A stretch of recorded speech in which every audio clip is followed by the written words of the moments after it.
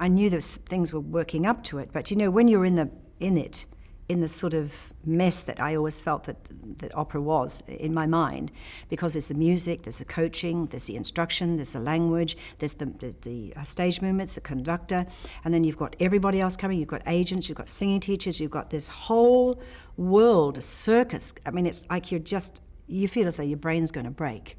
And I think, I'm just going to go crazy here. And I just went into my typical South Pacific Polynesian mode of just going, whew, and I just wouldn't take any notice after a while. I just sort of just let it all fly over me. It was the only way I could cope with it, just because I was talking here at the Met. I said, no matter how much information you put in these young people, they've actually got to be able to cope with it. They've got to put it in their boiling pot, and how much am I going to use today? There's only so much you can take in a day. And I mean, I was coming in from the country. I mean, my journey was an hour and a half. And, you have to get up very early to get in there for 10 o'clock in the morning. And my last times were, 5 o'clock in the afternoon. I was long hours. And so I could only take in so much, condense so much into my brain. I'd actually done a countess, which was very important. I've actually done it on stage. Yes, I'd worked with a director. Yes, I'd worked for several weeks in Santa Fe, which was a wonderful experience. I mean, it was, very precious, that experience, and I look back and always remember that glorious time. And that gave me the strength to do the Covent Garden one, because I'd done it, I'd been there. And yet I was in a more superior production, of course, with the glory. Everything was just, super, super duper. It was really fantastic.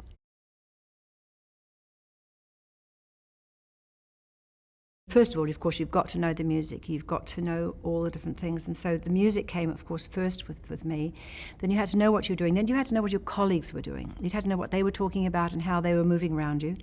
And then you have to make sure that your timing and your colleague was not, as they say, upstage during what you were doing. So you had to sort of take your place in the jigsaw puzzle. And the jigsaw puzzle was doing your job within the job, but yet always being part of the action and having the energy behind what all you were doing. And so you were all in there with the same mission, was to complete the story and tell it to the audience. That was my thing all the time. Make sure the audience knows what we're doing. Of course, surtitles and subtitles have come out, and I think that's wonderful, because the audience, if they don't speak the language, they're right in it with you. They say, I understood every word, and I think, yes, of course you did. That's fantastic.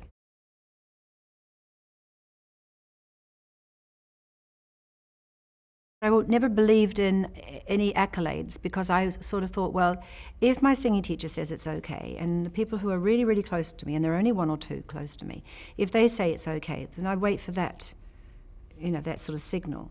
But I wasn't really taken in by it, and still haven't been taken in by it, because accolades, they come and go, it's how you feel as yourself. But I do remember the preparation was every night, and during the dress rehearsal, that the pianist would come to my room, and we'd walk up 2 or 3 flights above the dressing room, and I'd literally sing that aria 4 times through. I'd have my costume on, I was all ready, and from that point of work, singing it through 3 or 4 times, very softly, never in full voice, I'd walk straight down to the stage, sit in position, and I was ready. And that's how I did it, and continued to do that for many years, every time I did Figaro. It was just another time through by the time I got it on stage. It wasn't more important than the first one or the 6th one I was going to do. So how many times did it was just I was singing it and singing it and singing it and singing it. It's one of those arias that is one of the most difficult arias in the repertoire. I mean, it sits horribly for the singer, because it's a long wait.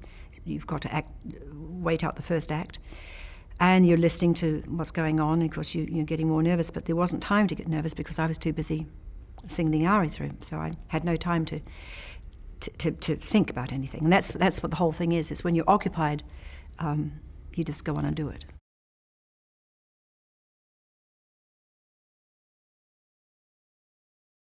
I don't think I thought about that until it really started swinging by when it really took off, and suddenly you've got agents and jobs, and you're doing this and doing that, and you're wanted everywhere, and you suddenly think, gosh, there's interviews and papers and newspapers, and the Met's calling, and Covent Garden is booking you again, and then Glyndebourne suddenly wants you, and he just gets once again in this melee of I think it's something you just can't always cope with. And I just, once again, I went into my little my little spot of just going into cuckoo land and not taking too much notice of it for a while, and then you can cope with it.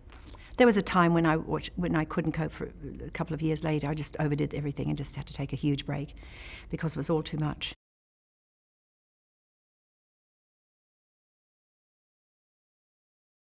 I was brought over to cover Teresa Stratas and watch the production.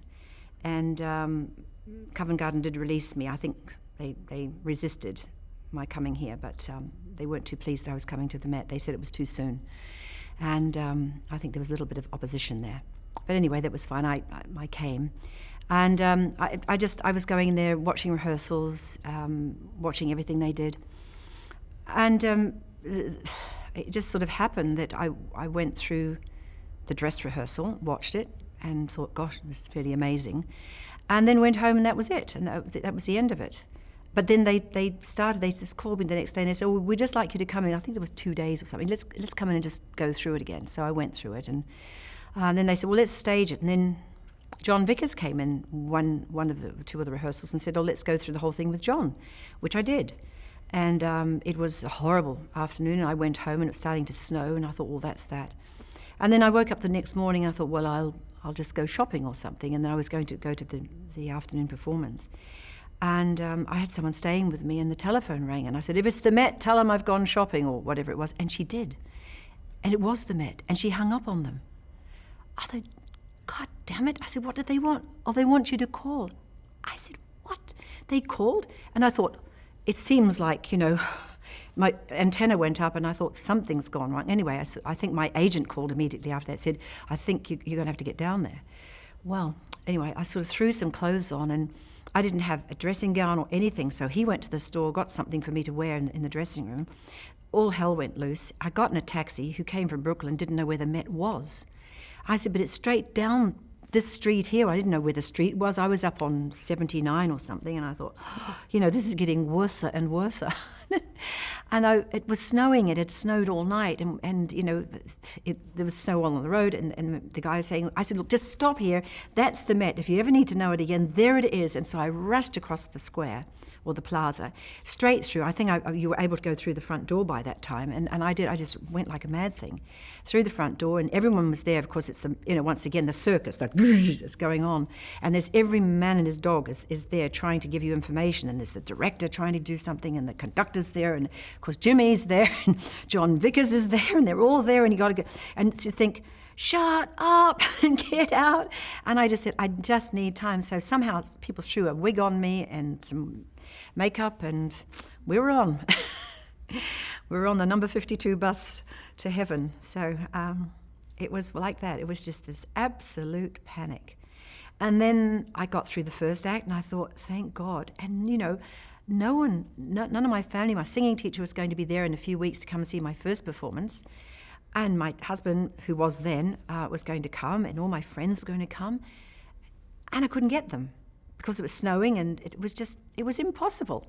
So I went on, the loneliest person in the world, and I did this performance, and it just went crazy. And I thought, I think this is what it's like to hit the jackpot. It was just the most crazy day in my life. And then for 2 days after that, it just went sort of crazy, and I thought, I'm going to have to come down to earth soon. I'm just going to have to, start being realistic.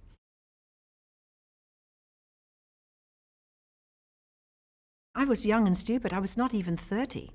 And I, when you're young, you're invincible. You can do anything you like. And I've suddenly thought back, and I look at young people now, and I think, God, they're young.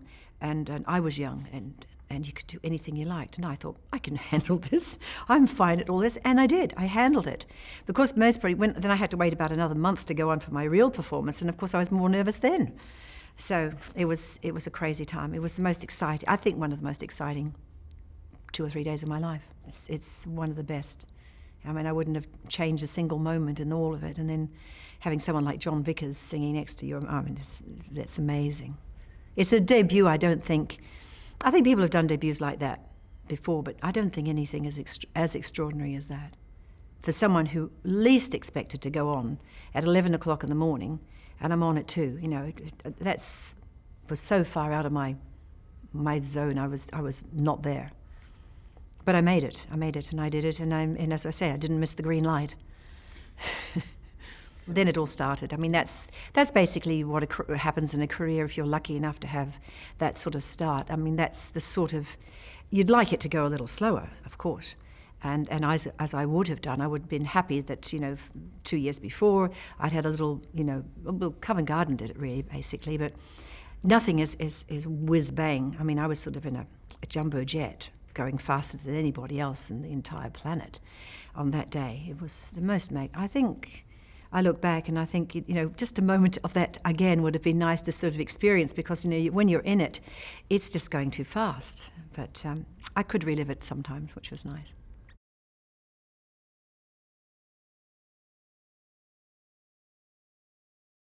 I suppose it wasn't quite as bad as the debut at the Met, but it's getting close. It was once again a huge melee of people, and the right things to do and the wrong things to do, and where you had to be, and there's no toilet, so be sure you know what you're doing. And and I thought, I have to drink, but I think if there had to be a downside of it, I did the silliest thing in my entire life, but I wanted to do it because I'd done it sort of the way I wanted to. I decided to do Così and Don Giovanni side by side. One night would be Don Giovanni, one night would be Così fan tutte. One night off, one night would be Così fan tutte, one night would be Don Giovanni, night off, and I did that 4 times and nearly killed myself, because we all did it. We all said, it was a little bit of a pact amongst us, Tom Allen and I can't remember who the other guys, but we all decided to do these roles, 2 of them, for Covent Garden. It was like a Covent Garden fest. I think there was most probably flute, Don Giovanni, Così, and Figaro. I'm not sure if I'm pretty sure I did the Don Giovanni and the Così. I can't remember exactly. And in the middle of it, I did the Royal Wedding. And I thought, how dumb is this, to have got myself to this stage that I've just actually wiped myself out. There's going to be no voice left. So I went and stayed up in London for 2 weeks in a hotel. And so I'd go and do the performance. I'd walk down back to the hotel, or it wasn't very far from Covent Garden, and I'd get in that bed and I'd sleep all day. And I'd get up for air, go and have a meal and go back to bed. And I'd shut up for the whole 2 weeks and just stayed in bed and sang, in bed, sang, and that was it. And I got to the Royal Wedding by chance, because I think it was 2 days later. I can't remember the exact day, but what my schedule was, but then the Royal Wedding, and I thought, oh God, I'll never do this again, because it was already set in stone. The productions were set in stone. I was booked to do it. Then the Royal Wedding came up, and I thought, oh my God, how am I going to get through this?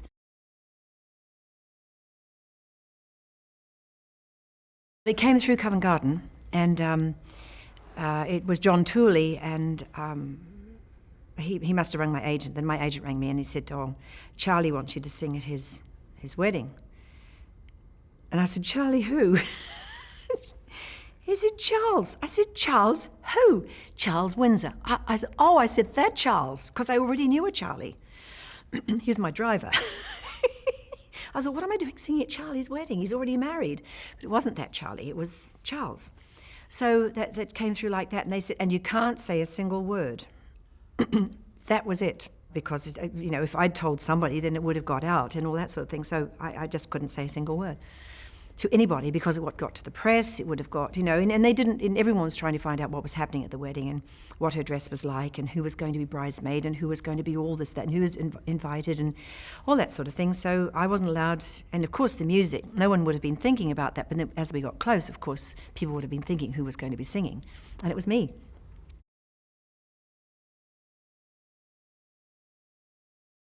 Yes, but I think most probably music was put before him, because as in anything like this, it was such a huge wedding that they'd have to say, well, look, here are 6 obvious songs that you could have. And he had the Bach choir, and he had the English Chamber Orchestra, and we were all there in this area of the church, and Let the Bright Seraphim, and that was me.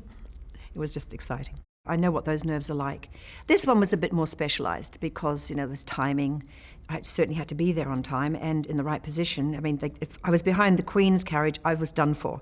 I had to be in front of her, because behind her everything shut down, and so you had to be in front of the carriage. So I got the taxi, or Charlie, my driver, and took me to the church. I wore a Leonard outfit, which I'd bought in Paris, and they'd made it specially for me. And then a man called Philip Somerville, who wrote to me and said that he makes hats, and could he make my hat? So I took the dress to him, and I put the dress on, and he put this hat on me and said, that will do. And of course everyone said I looked like a bird of paradise, but I thought I looked fine. And so now that dress and the hat is in the Museum of Te Papa in New Zealand. So a lot of my things have gone into the museum now, all the like letters from Prince Charles and letters from all the different royal family who I've received letters and invitations and Christmas cards from will all go into the museum for New Zealand, which is very important for our own little history.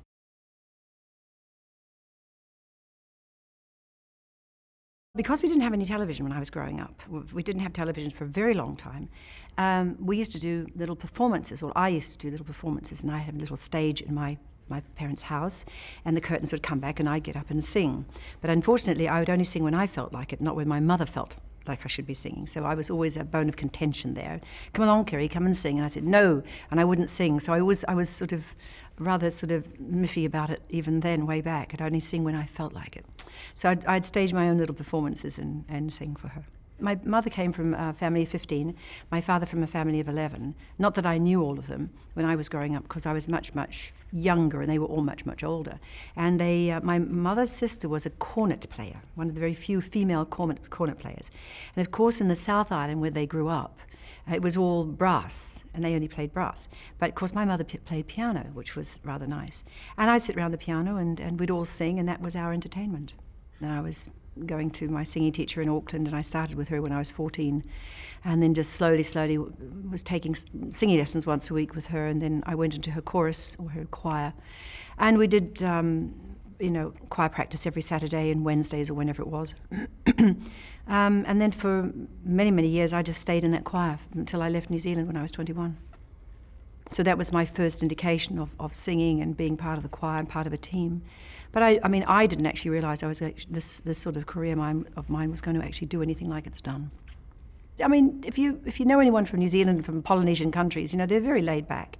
It's always, oh, well, it'll be all right tomorrow, it'll be fine, and it's all very happy, and no one stresses themselves out. And then suddenly you've got this thing on your hands, which is a voice in your throat, and you suddenly it's interesting, and other people are interested in you, and suddenly you get on this sort of treadmill of go, and there's no end to it.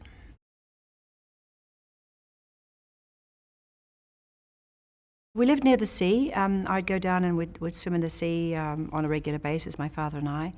And I remember one time, because I still go fishing a lot, my father and I went fishing with a friend, and the boat upturned and I was under it. And all I could see was my father trying to get down to me, and the boat and all the things coming out of the boat. And it's like this surreal vision of all I can see is this light and the boat on top of me. And I'm looking up and thinking, am I going to get out of this? And somehow my father came down and dragged me out. And that was the day I think I almost drowned. My mother was a very strong influence. My father just loved me, which was a rather nice combination. But my mother was the driving force. And she would teach me songs. She didn't know how to do it, just sing along stuff. And she somehow had a vision. She says she had a vision. I'm not quite sure about that, but people do have these ideas. And she woke up one day and she says, "I've seen you at Covent." She called it Covent Garden, but that I since learned it was Covent Garden. "I've seen you at Covent Garden and you're on the stage there." And I said, "Oh yeah." That was it. And I went off fishing, most probably again.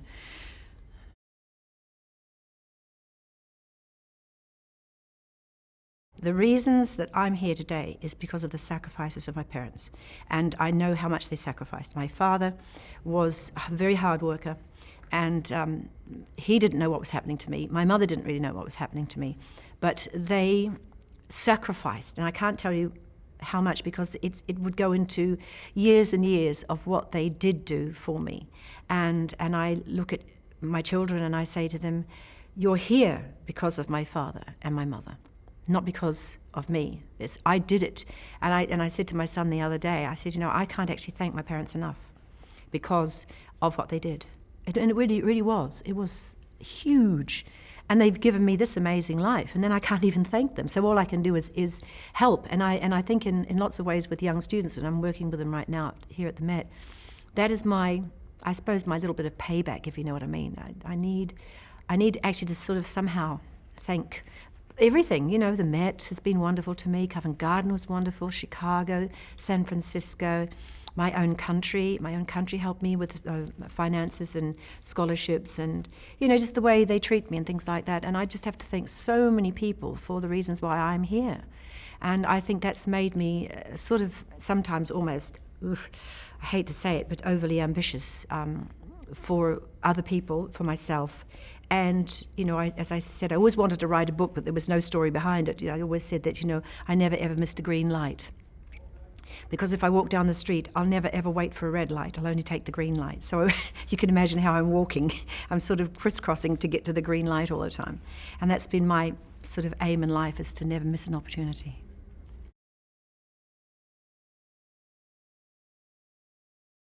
My very, very first, of course, of the greats was Leontine Price. I just adored her and still do. She was a voice of unique sound. She is a glorious, statuesque person. I always thought a little bit that I would like to take that feeling on of how I saw her and how I would feel that I'd like people to look at me a little bit like that.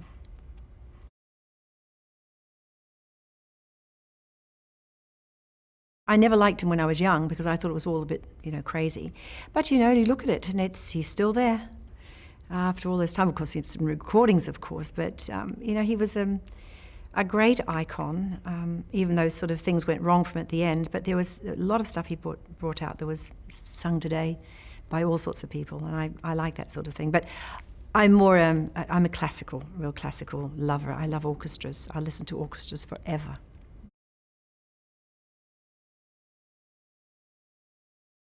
I went to a school and I sang 3 or 4 songs, and I was given a thing called 2 guineas. I think they still use guineas in horse trading, but towards horse sales. So I was given 2 guineas to sing my 3 or 4 songs. And then I started singing at weddings and funerals, and after, when at the reception of weddings and things like that. That's how I was doing. I was earning my money to pay for my clothes and my singing lessons to help my parents out. People most probably say, well, she's a dreadful student. Well, I most probably was, but I was in a school when I went to St Mary's College in Ponsonby in Auckland. I was in the college, in the school, and my singing teacher was there. So at any time that she was free, they'd get the call, Kiri's to come for singing lessons. So my singing, my ordinary education was constantly broken into by my singing teacher. It was never sort of, I had a definite time. She'd always pull me out of class. And now, if I look back on that was actually very wrong. And they should have put me into classes that was going to sort of advance my education along with fitting in with her. But it never happened like that. So I just went along with it as I did. And the school went along with it because, after a while they could see that something quite sort of extraordinary was happening, but it wasn't happening right then. I came from an area in New Zealand at that time, there weren't very many books, but of course now I'm a mad book, I'm almost addicted to them. And I was totally and utterly, when I went to England, because I didn't know very much about England, I was totally in love with everything that was history. I read autobiographies, I read biographies, I read about Winston Churchill, any leader of any country, especially in America, all those sort of prime ministers and presidents, and I really loved to read about. Then, of course, I love reading about kings and queens of the past, Elizabeth first, and then going on with all the different, the history of things. I loved all that and still do.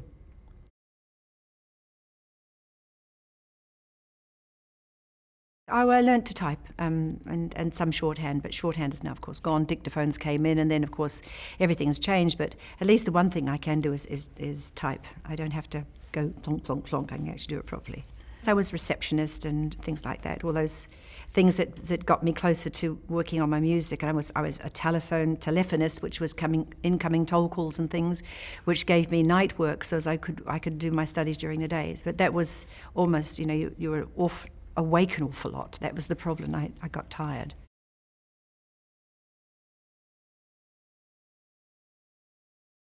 So I went for a lot of competitions, and then I went to Australia and I won, came second in one particular competition, and I won the next one, which also carried a scholarship.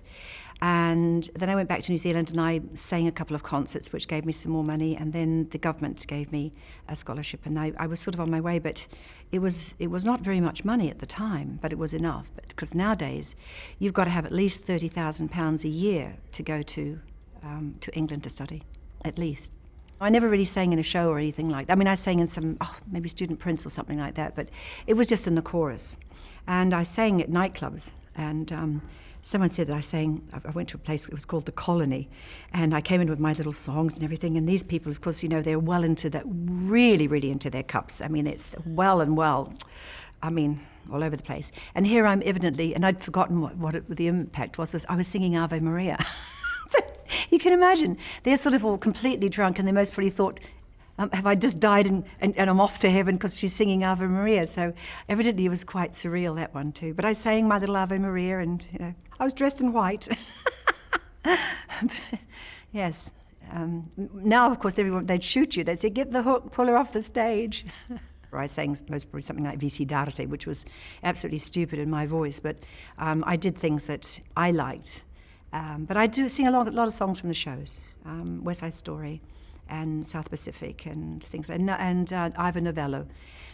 None of it really hurt my voice, so it was fine.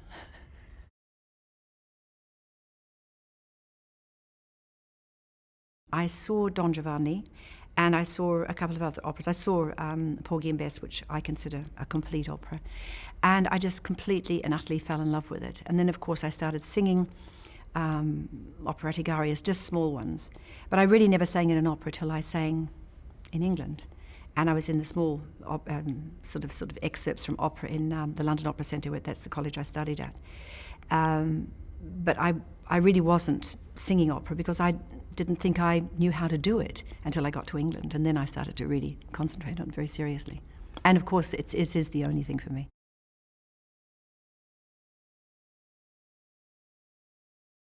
I think it just was a natural progression. I'd looked after my voice for such a long time and always sang within the area I thought my voice could sing, where the scale of my voice. And then when I came to England, I thought it was England that did it or the air that did it, but in actual fact it was just a natural progression. My voice just went up, and that was wonderful. I was singing Dorabella in Così fan tutti, and Richard Bonning, Joan Sutherland's husband, came to our college and gave a masterclass, which was absolutely wonderful. And I was so thrilled by this. And I thought, gosh, just to work with this wonderful man. And he said, you're not a mezzo. And he looked at me and he said, you're a soprano. And I thought, oh yeah, tell me another story. And I just continued it as I did. Then, of course, I found my wonderful singing teacher, Vera Rocha. And from that point on, I just started working on my voice very carefully, and it just went up. It just naturally went up. I never knew I had a top C or a top D or anything like that. And I mean, I hardly ever sing them, but when I want them, hopefully they're there.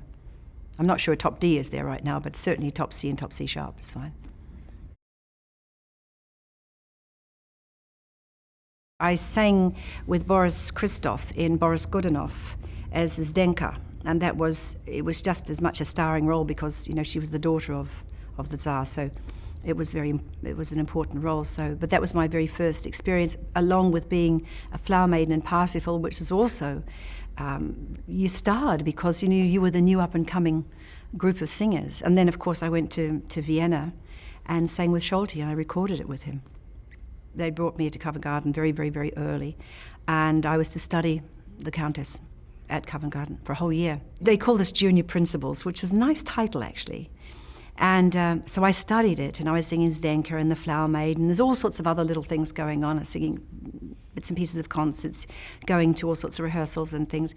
But the most amazing thing is that I sang Figaro in English. I learned it in English. They made me learn it in English. Then they sent me off to Santa Fe, New Mexico, to sing it in English. And of course I sang with Frederica von Stade, her first Cherubino, my first Countess. Then I came back to Covent Garden and went back into Italian. How's that? So my head was going, girl, girl, girl, girl.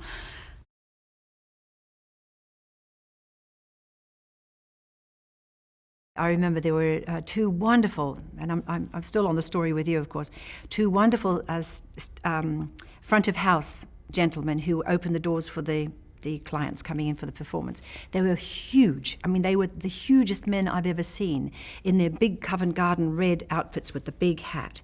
And they would stand at the front door, and I would slip through there, and they'd let me come through the front of house rather than going through the stage door. And I've never really liked stage door very much because I've always been a bit scary. I don't like going into a dark hole, and particularly here at the Met, I don't like it down there, so I'm always afraid of going through that. Anyway, they'd let me go through the front of house, and I'd get a lecture.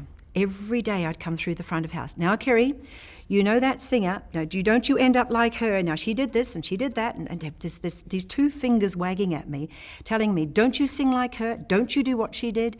You watch it. And then they'd mention this singer's name. And, of course, it was somebody I really, really admired. And I'd get the lecture for years. Years and years and years. And I used to enjoy it. And I'd hear about the next singer coming through. Don't you be like her, or I was to be like this one. We liked this one. She was fine. She was looking after her career. And so I get this lecture from the front of house men. It was fascinating. Because those are the people listening there all night. And they're there every performance. And they're hearing a voice either, going up or going down or degrading or, having good nights and bad nights. And they would have their assessment the next morning and tell me about it.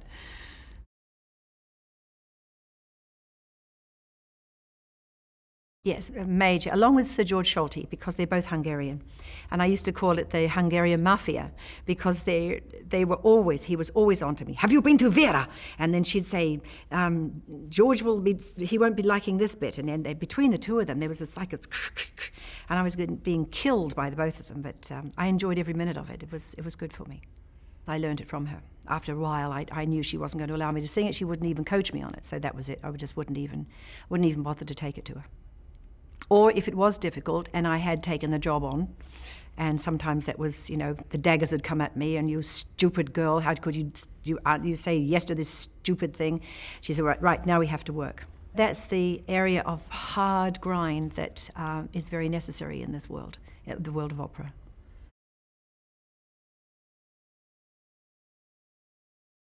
When I first auditioned at Covent Garden, I was going and I was singing for English National Opera, and they didn't want me. They couldn't place me. So I went back to Covent Garden and I sang all sorts of things like Capire di Montecchi, and then they'd say, would you please come back and sing this aria? So I'd prepare it and I'd sing it, and then they'd ask me to sing another aria, so I'd sing that, and then another one, and after 9 auditions I thought, well, can't they make up their mind? And anyway, that was it. So I think after all of that time, they were trying to place what my voice was doing, and then finally decided that I would do these smaller roles, plus along with doing the Countess.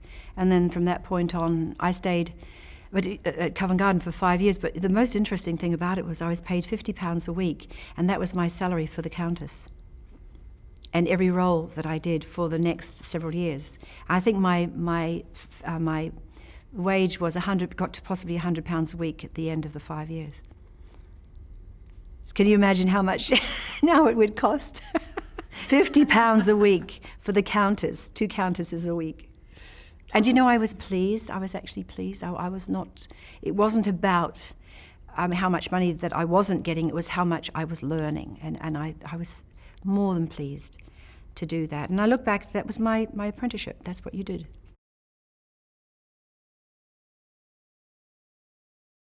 When I was singing opera, the day was always either a singing lesson or seriously going down to the opera house, wherever I could go, and either working through with an accompanist. Certainly if it was any Mozart, I'd go through all the recits, every single recit, because those are the ones that were always the trickiest, and do the whole recit through on the day. Then I'd normally take a singing lesson. If I was in England, I'd take a singing lesson with my singing teacher, and then I'd go home, I'd have lunch, then I'd go back into the theatre. And that was it, 2 hour and a half up to London, an hour and a half back, and I did that twice on a performance day. And that's why I never went out to dinners afterwards. I would just go straight home, because another hour and a half back in the car, and I just was ready for bed, because I'm a very early riser. I don't sleep very well, so I'm normally awake by at least 6 in the morning, so I don't need to have late nights. I don't enjoy them.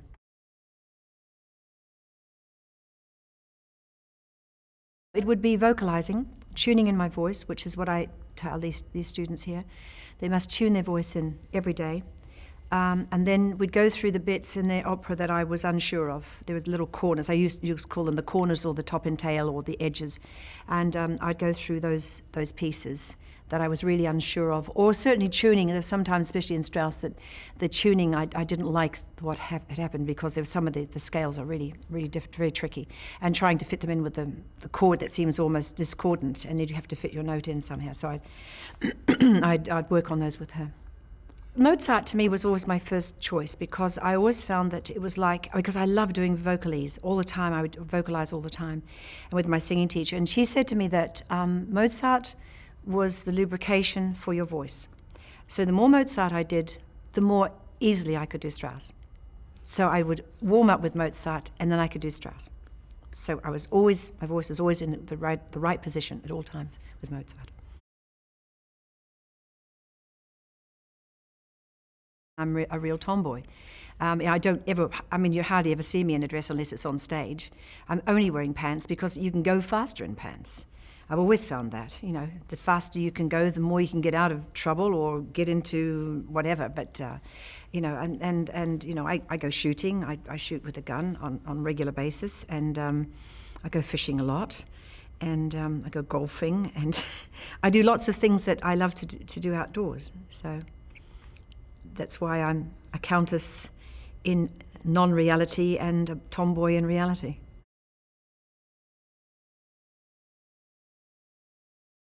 I think it's lonely because you either are there with very, very, very good friends and they can't always be there in the right country at the right time for you, or you are with people who you only see on a basic sort of, they're just there for not the good reasons for you.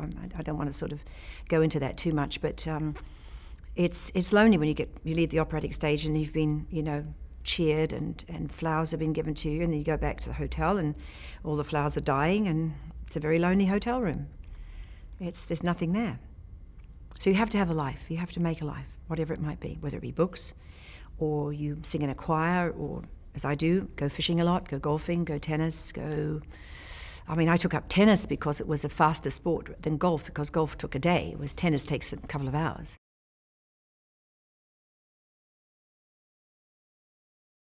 I firmly believe choir singing it's gorgeous, it's great, you can get some nice friends there, it's another life away from your ordinary life or whatever you're doing. If you have a very busy life, it's another way of life away from it. And it's lovely just making music with other people, making harmonies and things. I think that's great. In my dotage, most people I will join the choir and sing along. It would be fantastic.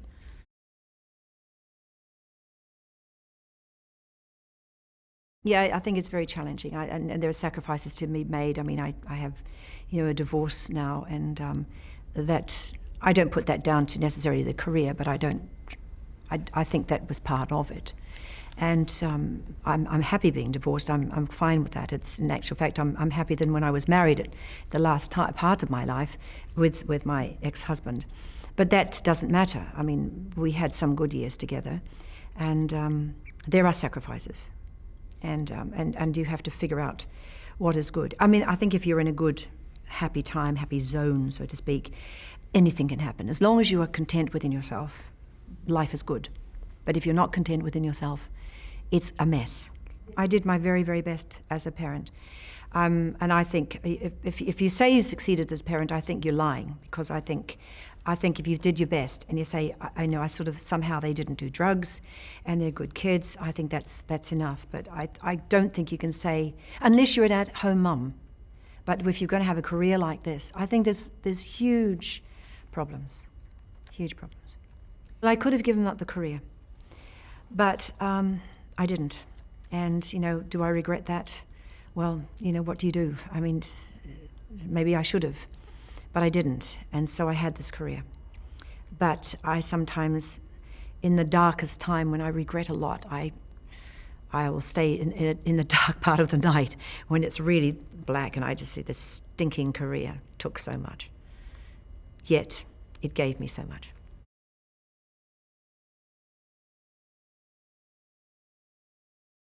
I wouldn't say there was discrimination, but there was certainly something that you were not allowed to speak anything other than English. Maori was not allowed to be spoken. It was not taught. It was not allowed to be spoken.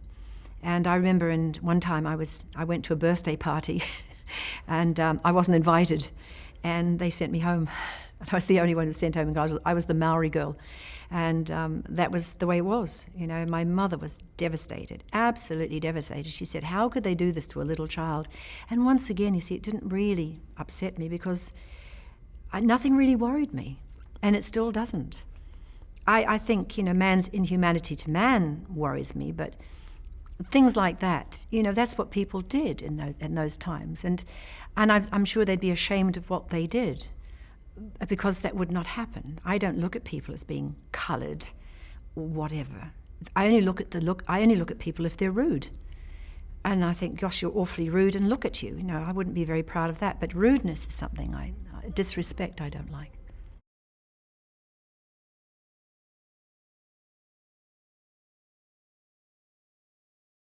We didn't have books. And my mother would tell me a story every night. And she'd made it up, and I didn't know it. I thought it was a real story. And she'd tell me this whole story about the possum and the tree and what he did and what he didn't do. And then the next night she'd build up on the story. And week after week the story was already there. And then of course she started making mistakes. I said, but no, that's not right. You said it was this. And she'd have to go back and try and remember the story because she'd kept on making them up. And that's why in lots of ways I wrote this book along with a writer.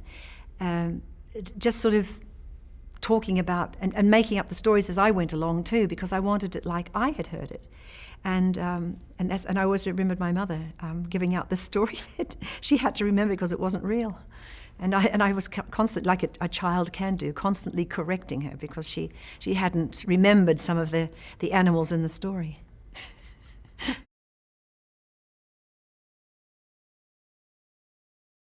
was such a shock. I always thought of it was her mission. She got me where she wanted me, and that was the end of it. The lights went out. Someone just turned off the switch and said, right, you've done your job, now you're off. You're up with us now. And I always felt it was a bit like that.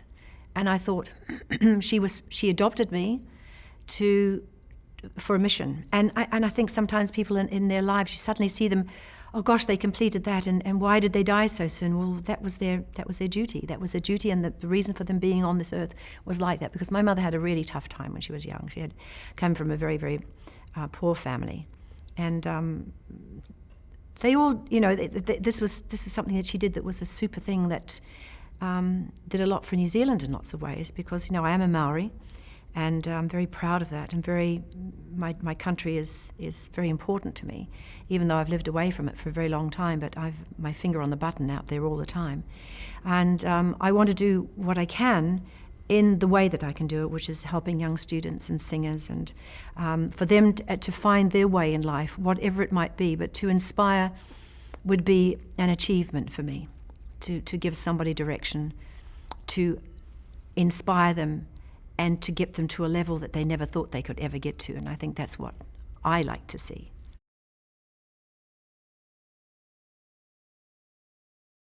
My vision is singers of the highest standard, hopefully doing what I've done as hopefully is the basis for where they're aiming for. I've raised a lot of money for the foundation, and we're giving out scholarships, but we're giving them to young people of a fairly high level. We're not starting at age 16. We're looking at young people who are about to launch and go over to England or other schools, for instance, to the school Juilliard here in America, or the colleges over in England. And we help them either with extra coaching. We don't actually pay for fees at the moment, but we may get there if we're finding someone that's extremely, very, very high standard. We're looking for excellence. We're not looking for someone who is going to suddenly say, oh, I think I'm going to have babies now. That's not on my agenda. I want them on the path to high achievement. Yes, it is a lot of work, but it's a great privilege. I mean, when I get back to London, I have 3 waiting for me that we'll spend 2 full days on magic flute, and another one she's going to come to sing for me, and then of course there's the third one who's already at Glyndebourne singing Popea. I normally ask these students, if I'm working with them on this basis, that they will help me with raising funds for my foundation, but I won't take any money from them because that's what I'm doing. But equally so, I'll ask them would they be involved in a concert that would raise funds, and that's their contribution to my foundation.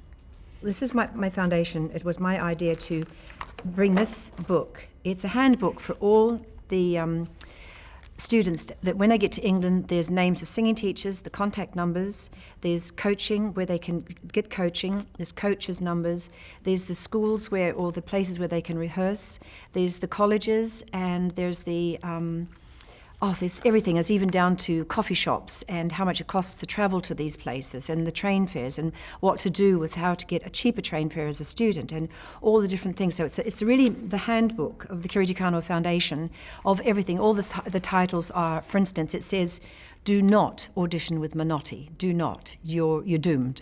If you're going to sing anything in English. It's just not accepted. Just don't do it. There's things like the young artists at Covent Garden. It gives you, there's a heading on that. The Royal Scottish Academy of Music, and that's got Cardiff International Academy, National Opera Studio, a Jetta Parker Young Artist Program at Royal Covent Garden. All these things, it's all the information that you need to know on all the areas that I never had, and that's why I wanted my foundation to provide this information for these young people.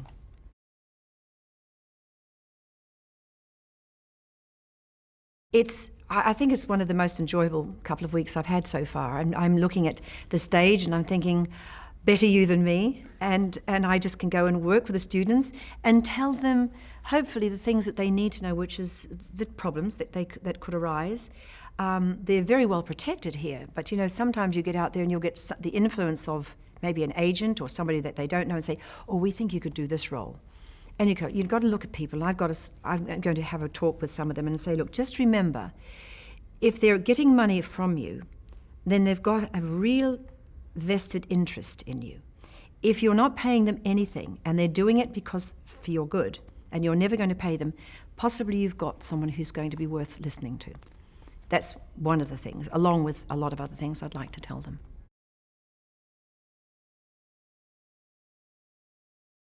I'd say parents, brothers, sisters, and don't go far beyond that for the moment. Agents, if you have a long-term relationship with an agent, that's a whole different thing, because that agent is there to care. But a new agent, manager coming in, they're interested in making money out of you.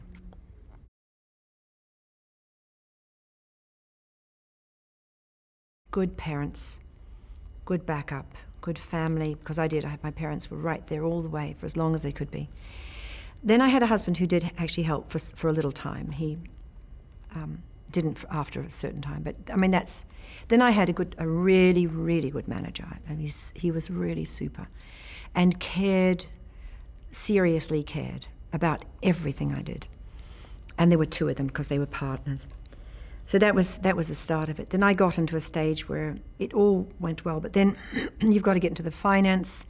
People who look after your finances, you've got to be careful about that, because they can be skimming off the top as well. Then I got to another manager, and then it didn't work with him, and it just sort of started to go downhill. It's the longevity of being in a long-term relationship with a lot of these people that will give you your stability. But there again, I think what you really should do is have some sort of, not degree, but a deep knowledge of law and accountancy. I think those would be the two things that if you did some sort of, I suppose if what you can ever do is a quickie degree and those sort of things, but just there's some good knowledge of accountancy and law. First of all, you've got to find that singing teacher. And that's difficult, because I'm listening to singing now that does some very strange things. And I learnt from a wonderful singing teacher. And while I'm working with these young people, I'm telling them what I've learned and what I know. What I say to them is only what I've learned. It's nothing new. So I say to them, I've had a career for 40 years. If I say this is the way I do it, and I show you how I do it, then I can't do anything other than prove to you that it's worked for 40 years. I've learned through other singers that within a year, you can sing quite well. After a year with the same singing teacher, if things start going wrong, then you know you've got the wrong singing teacher, but you're using up time. I think, as far as I can make out, if it seems difficult but simple, if you can work that one out. If it is natural and you're not standing on your head trying to get a top note that you shouldn't be getting in the first place, if it all becomes natural, and it's just, because I've said to so many people, all you do is you breathe and you sing. Now it's how you breathe and how you sing on top of that is what you have to learn to do. But it's no more difficult than that. And that's all I do, is I breathe and I sing. But it's how I do it, and where I put the breath, and how high I use the breath, and how low I use the breath, and where I would quickly snatch a breath in order to have just enough to complete a phrase, how I would support when I'm running out of air, and to support the next two notes that I'll need at the end of the phrase to take the next deeper breath. Now how do I breathe out in order to breathe in? So it's all those sorts of things that is breathe and sing, but it's the complexities of how to breathe and sing. And as I say them time and time again, to breathe out is as important as to breathe in, because you take away the tension to breathe out. To breathe in, you build up the breath to put the notes on top of the air. And I say it's a bit like a ping pong ball with the water and the ping pong balls are sitting on the top. That's where you should be singing. It's below the bust line, the so-called bra line. That's where I make them breathe. It's not anywhere up here. It's here, and it's out the back. And I ask them to push the ribs out the back. And then when they need, so it's like a bellow, so I go, and when they want to use the air, so that's all you're doing, is you're just breathing, and then you expel the air by going inwards. It's just a bellows, your lungs.